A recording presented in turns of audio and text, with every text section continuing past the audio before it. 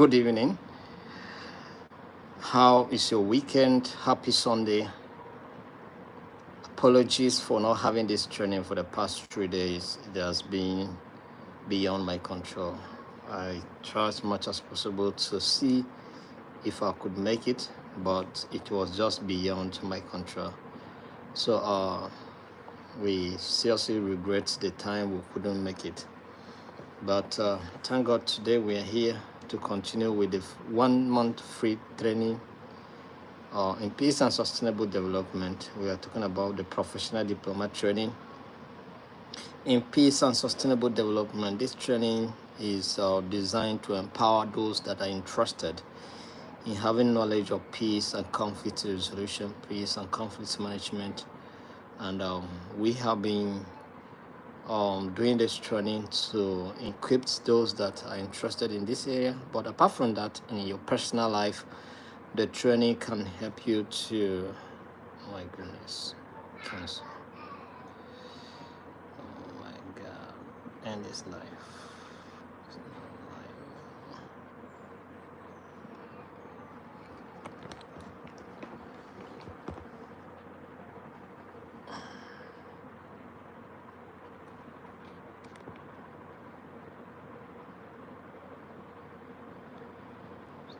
Personal page. Oh, I like to do something else. My goodness.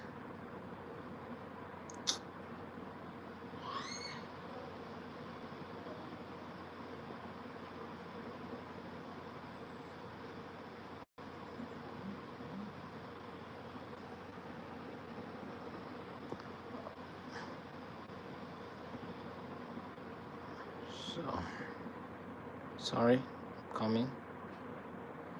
Trying to see.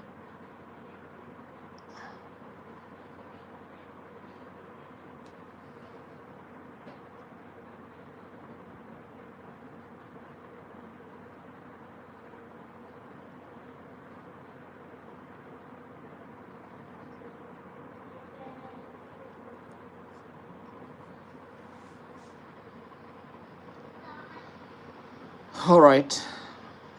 So we are here once again to have this training in peace and sustainable development. It's our 1 month professional diploma training in peace and sustainable development, and we hope that you connecting around the world will benefit from this training to empower you to be able to resolve conflict in your community, in your personal life, in your family, and in your community association. Anywhere you find yourself, you can be able to resolve conflict amicably. But this one is about sustainable development, because we say that without peace, there cannot be any development. And of course, where there is no vital development, of course, peace can also be lacking, because the two go pari passu, they go hand in hand, they support each other. All right. Peace brings about development, and development also sustain peace. Do you understand? So that's why it is. So we have actually covered the first module of this training, and today we would like to cover to start with the module 2 of this program. It has been a wonderful time altogether. So today I would like us to look at conflict analysis and resolution. Conflict analysis and resolution. If you join us, let us know where you're joining us from, your name, your country, and it will go a long way to support our expansion, our mission, as we work towards expanding to other countries, to see that those people in other countries are also helping to advance the global peace agenda. All right, so I would like to welcome all of you once again for today's training. And this training is designed to empower you to be able to promote peace and also enhance development in our communities. All right, so I'd like to welcome all of you who are joining us all around the world. to be part of this training. We hope that at the end of the training, you will have a reason to rejoice about the skills that you have acquired in the course of the training. So we are looking at module 2, and of course you can do way to share the link, put it on your wall, and invite others to also participate in the training. Obet from Zambia, thank you. And of course, To from Nigeria, we also appreciate you. All right, so we want to appreciate all of you for taking time to be part of this trend.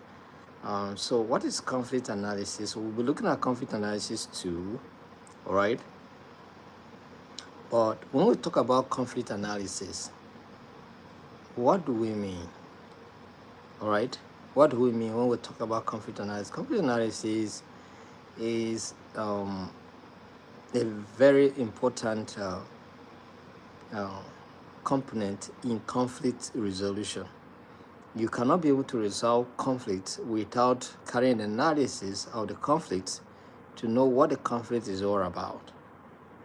So for you to have a better understanding of the conflict you are trying to address, is for you to carry out the analysis of that conflict. Do you understand? And that is what we are here to look at today. So what is conflict analysis? Conflict analysis is a process that enables us to unravel the root causes of a conflict, the dynamics of conflict, the various parties that are involved in the conflict, and also the pattern of the conflicts. Do you understand? If we do not have an idea of the main and all the parties involved in conflict, how would then we go about resolving it? If we don't know the causes of a conflict, how do we resolve it? So conflict analysis helps us to unravel the root causes of conflict. All right, it helps us to understand the dynamics involved in the conflict that we're trying to deal with. It also helps us to understand the various parties involved, the trend of the conflicts. Do you understand? So that's what conflict analysis helps us to achieve. All right. So when you are carrying out conflict analysis, the aim and objective is to have an in-depth understanding of the conflict you are trying to address. That's what you're trying to achieve.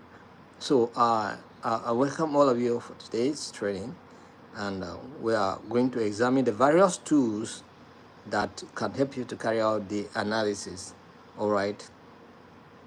But like I said, before you carry out conflict analysis, there are certain stages of analysis that you're going to pass through to have your conflict analysis done. We have those various stages, and one of those stages is the history of the conflict.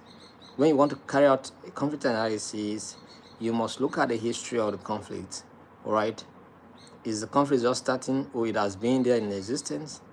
Were there any past efforts made to resolve the conflict and all of that? So you have to carry out those analysis. Then when you're done with the history, you look at the context, because all conflicts are contextual. All right. All conflicts are what? Contextual.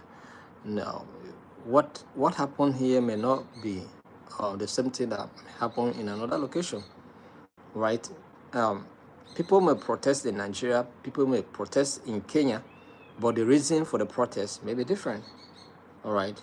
The reason for the protest may be different. So it therefore means that conflicts are contextual, and so therefore for you to conduct conflict analysis that is holistic, then your analysis must be contextual. Do you understand? So conflict analysis is contextual. All right. So you have to consider the history, consider the context. All right. When you finish with the context, then you go to the parties. You look at the various parties involved in the conflict. Right? Because at the end of the day, there are those that are primarily responsible to that particular conflict. So you have to identify them. All right. And then when you identify the primary parties, you go ahead to also carry an analysis of the powers in play, because of course in the parties, one party may be claiming to be dominant or may want to establish dominance over the other party. Do you understand? So there is kind of power that plays out in every conflict. So you want to carry out those analysis to know whether all the parties have equal powers, or there's one that is dominant than one, or and there are different sources of power. It can be political power, physical power, it can be economic power, it can be political power or military power, whatever form of power at the disposal of the parties involved in conflict. You are going to carry out the analysis to know. Do you understand? Then another stage that you are going to consider is the stage of the other parties. You talk about the primary parties. Now you want to also know the other parties that may likely involved in the conflict. We call them the shadow parties or the secondary parties. Do you understand? Now this particular group of people are not directly involved in the conflict, but in one way or the other they influence the the perpetuation of the conflict. So you need to find out who are these parties, the secondary parties, called the shadow parties. All right, so you need to find out who are they, because it will help you when you want to resolve the conflict. And then when you're done with that, you look at the issue. What are the main issue in the conflict? What is the issue of contention? What is the problem? You want to know the issue, the bone of contention. You want to know it. All right, that is why you are carrying out the analysis. You want to know who and what is the issue, because there are problems that may cause the conflict. So what is the issue? What is the problem? All right, what's the problem? So you know the problem, and then when you look at the problem, all right, you like to look at the immediate situation. What can be done to remedy the situation that you have just discovered, the problem? All right. You also look at the various stage of the conflict. Is the conflict escalating, or is it stabilizing, or is it de-escalating? You have to carry out the analysis to know all of this. That's the reason why you're conducting conflict analysis. And the best time to intervene in conflict or to mediate, you have to conduct analysis as well to determine the best time to intervene in any form of conflict, be it at the interpersonal level, be it at the organizational level, be it at the international or national level. Do you understand? So that is the reason why you're carrying out conflict analysis. So let's look at some of the and the various tools that we can use to conduct conflict analysis in this module. So in Unit 1, we are looking at conflict analysis tools. So, and we'll be looking at conflict mapping and stakeholder analysis, all right? And of course, we also have the root causes analysis. The root causes what analysis. So those are the kind of the types of tools that we use in conflict analysis. So, and that's what we're going to look at today. So first and foremost, we are going to start with a root causes analysis as a tool for conducting what conflict analysis. Root causes analysis. Root causes analysis. Root causes analysis, it refers to a methodical approach used to identify the underlying causes of problems or issues. So when conducting a root causes analysis, you consider the following: you identify the core problem, you collect data, all right? You analyze the data, you identify possible causes, you narrow down the causes, identify the root causes, developing solutions to the causes you have discovered, implementing and monitoring solutions. All right. Now what we're trying to say here is that, although we use majorly we use what we call the conflict tree analysis to carry out the root causes analysis. You know, as you can see, a tree has major three parts. A tree has major three parts. All right. We have the root causes, we have the stem, we have the branches. So we consider the stem or the trunk to be the main problem. Then we consider the root of the tree to be what the causes. Having identified the root causes of the problem, you go ahead and identify the effects of the problem. So this is how you conduct conflict tree analysis or root causes analysis too. Do you understand? Let's go to the second one. We have conflict mapping and assessment. Conflict what? Mapping and assessment. So conflict mapping and assessment are essential tools used in conflict analysis and resolution to understand the dynamics of a conflict, identify key actors, interests, and relationship, and then develop a strategy for intervention or strategies for intervention. So conflict mapping involves visual representation of the different elements of a conflict, such as the parties involved, underlying causes, triggers, and dynamics. All right. Now,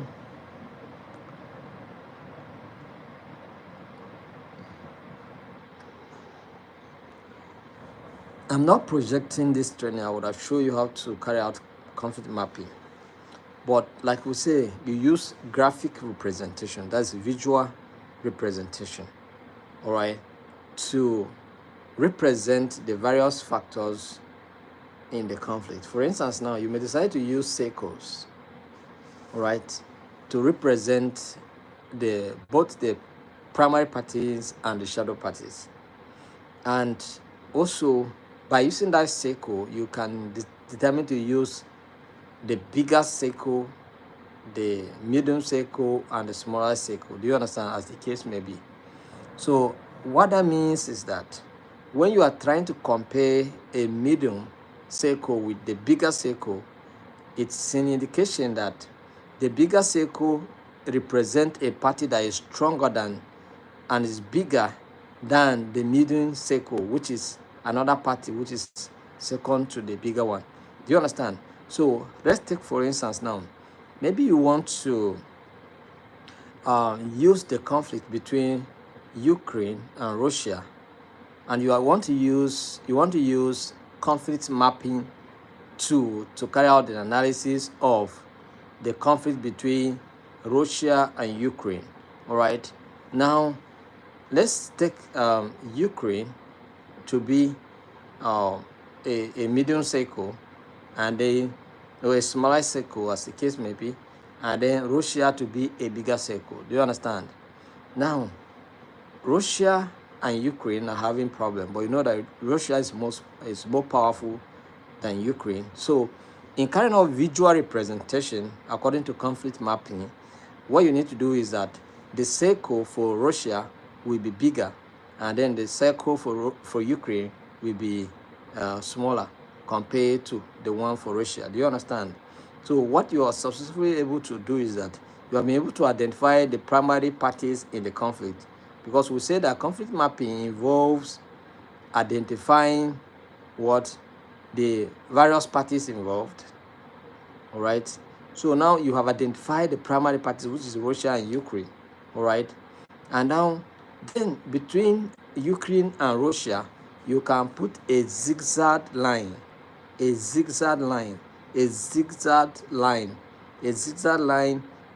spanning from Russia to Ukraine. That is the cycle, from circle representing Russia to the cycle representing Ukraine, a zigzag line. That zigzag line means the issue. That's what the problem is. The problem is between Russia and Ukraine. Do you understand?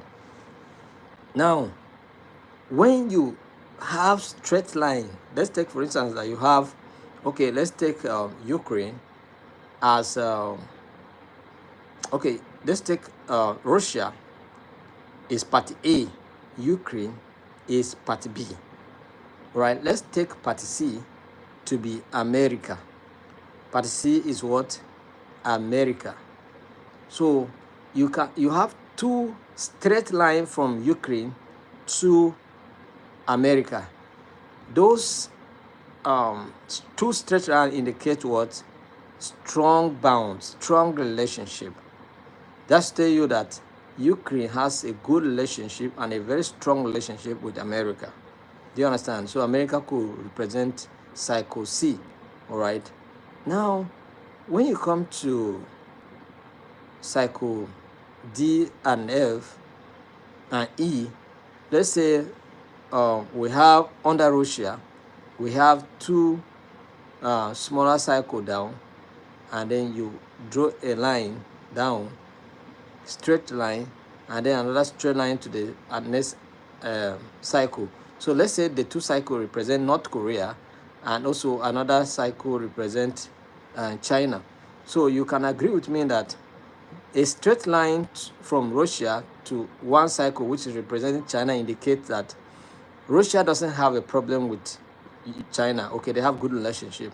And then another line, straight line to the cycle represent North Korea, also indicate that Russia has a good relationship with North Korea. Do you understand?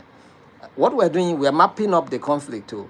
And what I'm telling you now is we are considering the secondary parties now.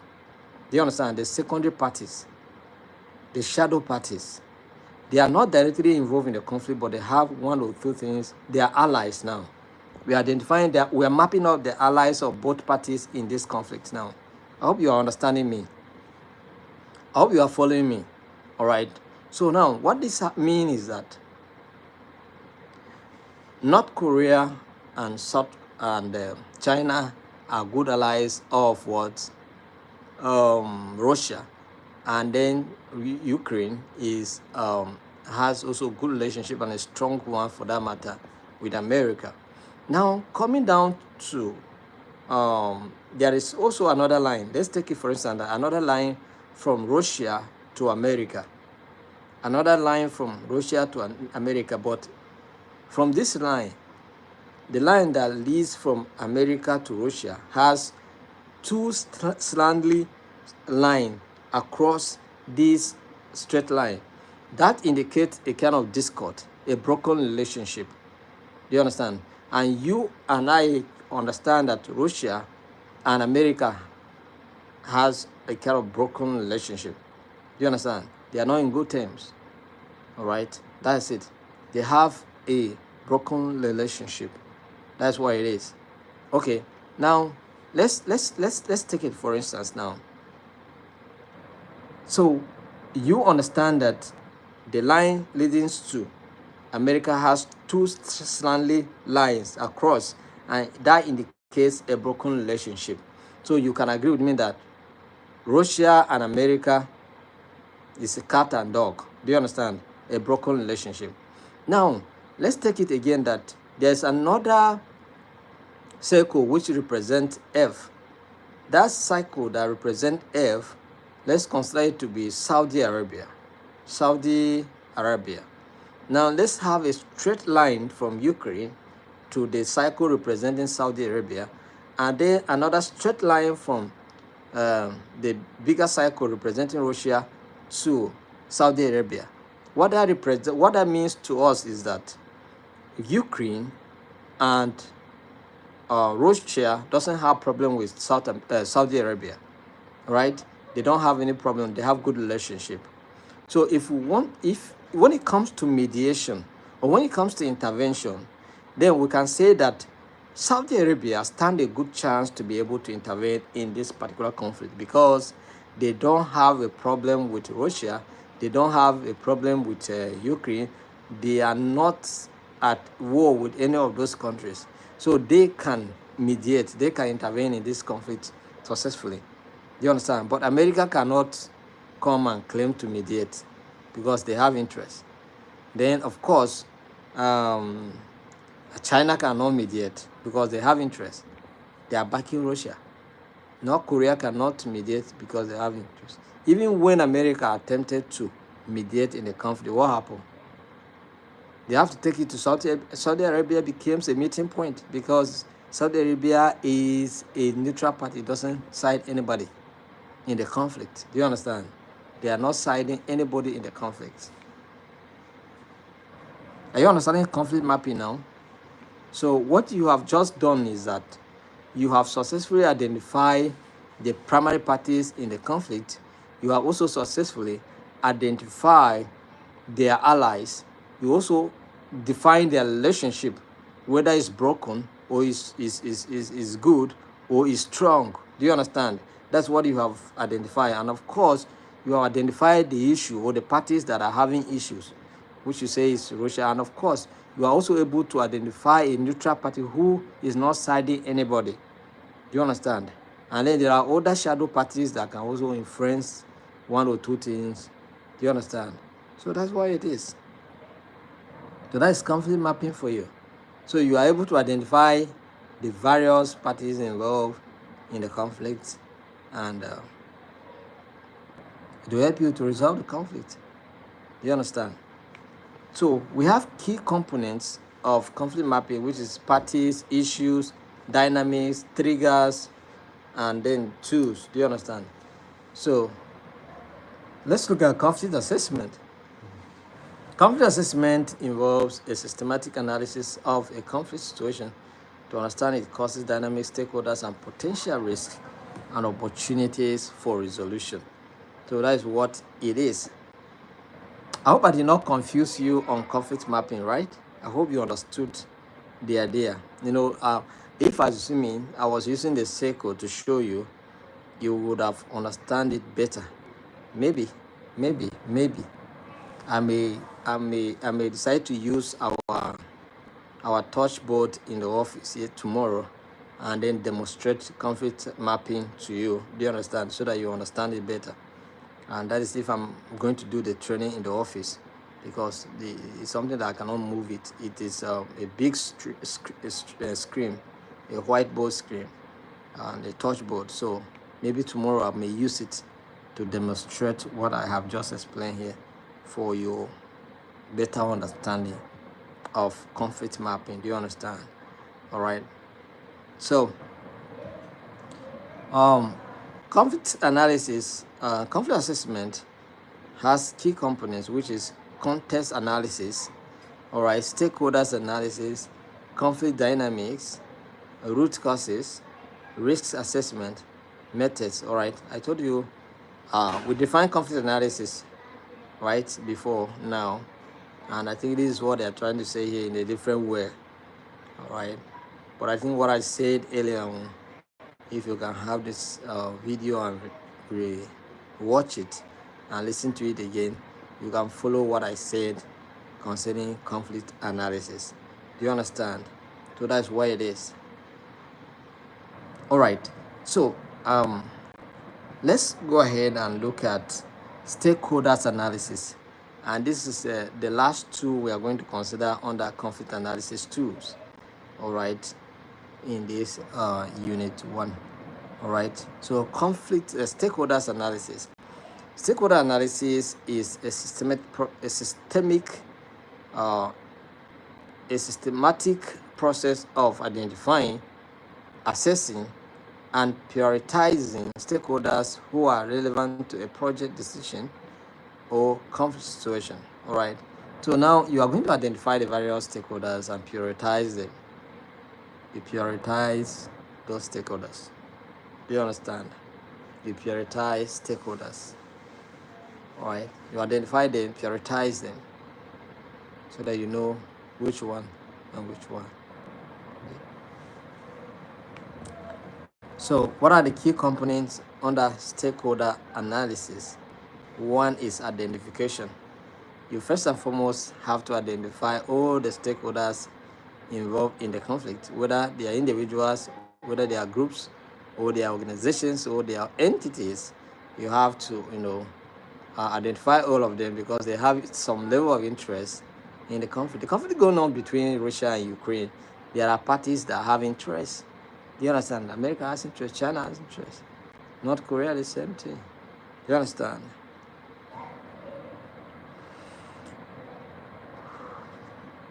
So what do? You first and foremost identify the parties. And of course, when we're doing conflict mapping, we identify parties by first and foremost we identify the primary parties, which we say is Russia and China and Ukraine. These are the primary parties, Russia and Ukraine.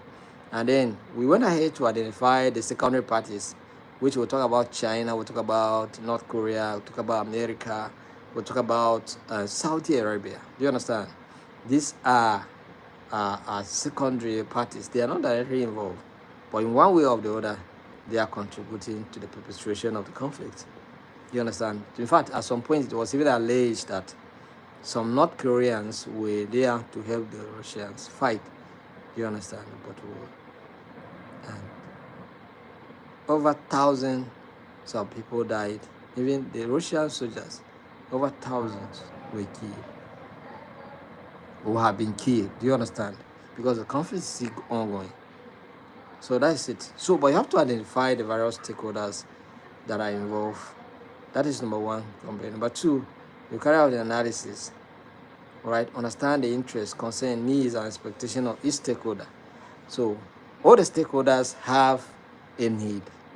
Do you understand? All the stakeholders. What is Russia saying? What is their interest? They don't want Ukraine to join NATO.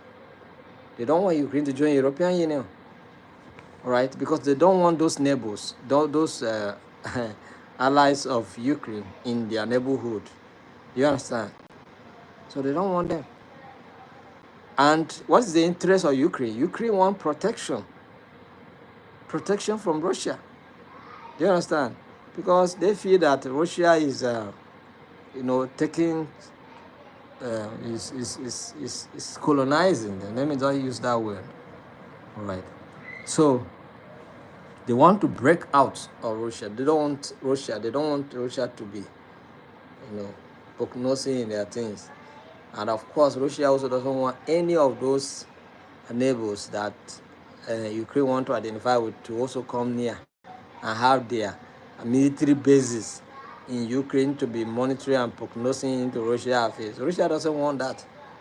These are the interests, these are concerns. So in conflict or stakeholders analysis, you have to understand the dynamics of conflicts. Do you understand? The interests, the concerns of the various parties and their expectations. All right? Then another component is influence.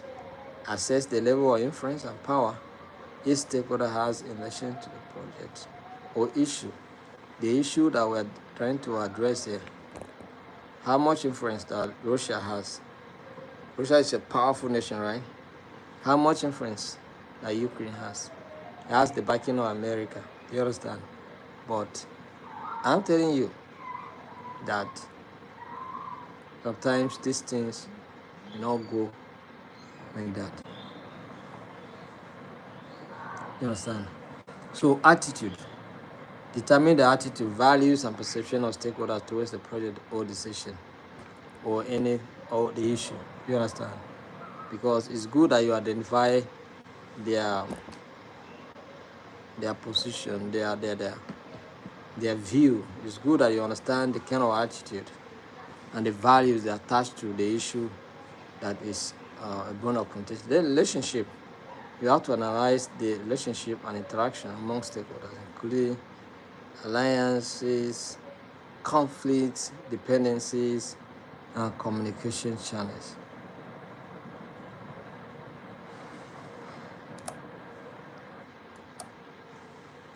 So when you identify the various stakeholders, what do? You prioritize them. You prioritize them into high influence, high interest, right? The more influential America is, the more interest they have. Do you understand? High influence, low interest. Stakeholders with high influence but low interest, can be kept informed and involved as needed. Do you understand? Then low inference, high interest. You don't have inference, but you have high interest. Do you understand? And you cannot inference anything, not even the